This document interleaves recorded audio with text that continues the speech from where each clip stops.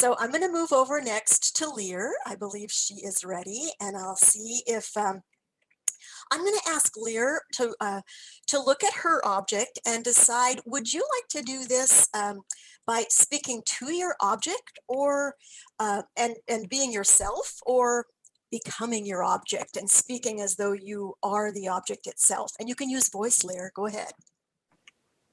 I'll be the object, and it is the me. This is a shape that I love. It's what you asked us to start with. And I didn't think about this before this session because I like to be spontaneous. But this chess piece is me, and the circuits you see coming out of me and flowing around and down are my information flow. I'm a visual kinesthetic, but I use a lot of text. I type over 30,000 words a day in response to people and to written works that I have to write, right? I work for 4 universities, teach for 7 to 9 classes, and I sometimes feel a little overwhelmed. So you see the red flowing from the top of me, where I'm very passionate and excited and on fire, all the way down to my feet. But below my feet, I'm really tired. You know, you see the darkness. And the blue through me is the fact that I love what I'm doing. This is a wonderful thing. Inside my head, you'll notice there's some green, and there's some green buried deep inside my heart, which is to me a warm color. It's like the grasses outside in the glorious moments. Someone clicked my sculpture. You'll notice I don't have to keep moving. I decided to to automate it before Dodge mentioned his was rotating, and I was working on the script for it to give it a little ability to start and stop, because I think that's important. I haven't quite learned how to stop. Interesting, Lyr. I noticed that you talked about the red flowing from the top, and sort of it being your passion, and the dark tiredness at the bottom. You also, that too seems kind of to have some dichotomy, some opposites going on there. Would one of these colors right now be drawing you to maybe want to speak to a particular color, or from a particular color's perspective? And right now, just thinking about it, which one of those would you choose? While the red is very attractive, the blue is more me. I'm more the true blue. And in this instance, the fact that I'm dependable, loyal, all about teamwork, and I rarely say no to anything. So I've got all this information coming out of me and to me, and I love it. Don't get me wrong, but it looks a little overwhelming after a while.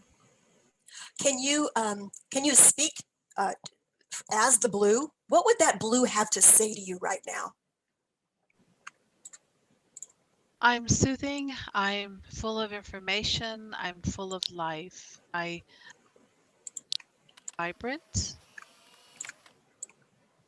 I shine. You can see that I shine. Can the blue perhaps speak to the red? Well, the red right now is a little flat. It was shiny and it got a little flattened. While it is passionate and hot, it burns up a little bit. It needs rest from time to time, whereas the blue can just keep going and going. What about that? And that's how I think about that's Okay. how I think about metaliteracy and how I think about information. There's this continuum that's going on. For educators, we are kind of eternal. Someone was asking me when I would retire, and I said, "Oh, maybe when I'm 80, maybe a little longer." I hadn't thought that far. Anyway, go ahead. I wonder what the black has to say to you. Well, that's the restful darkness. That's the stillness at the bottom, and it's also exhausted. Yeah.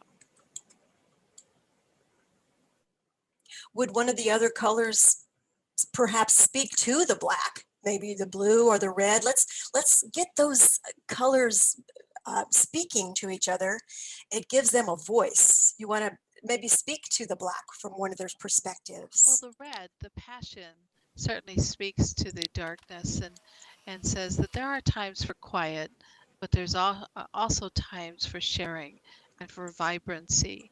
And together, we offer balance.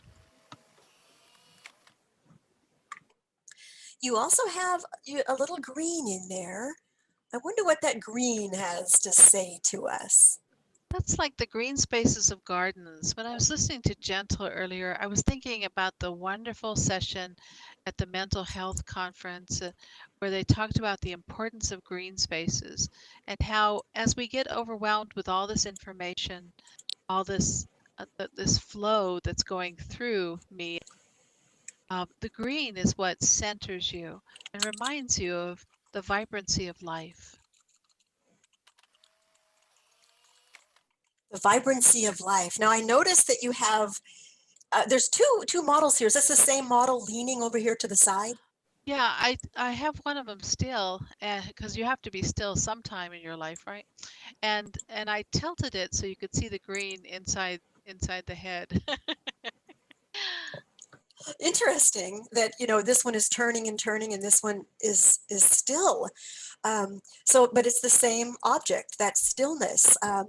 I wonder if if this one that's turning might want to speak to the other. Well, the one that's turning would say, "Get up. It's time to talk. It's time to do things. It's time to search and surf the internet. It's time to gather all this amazing information and share it. Share, share, share." Whereas the one that's laying down is saying, "It's time for a nap, you know." It's time for rest because the information is even more vibrant if you have some rest first and you can enjoy it. It the goal is to savor all of this and savor the sharing. Savor, that's an interesting word. Savor, you brought in stillness and rest and savor, and yet you have the movement going on as well. Um, so I wonder if there's anything else that in this process that would help us understand what you were feeling. How do you feel about creating a model that represents metaliteracy? What else do you want to say about that, the process itself? Well, I love it. I have the librarian spirit, and even as a child, I worked in libraries as a volunteer.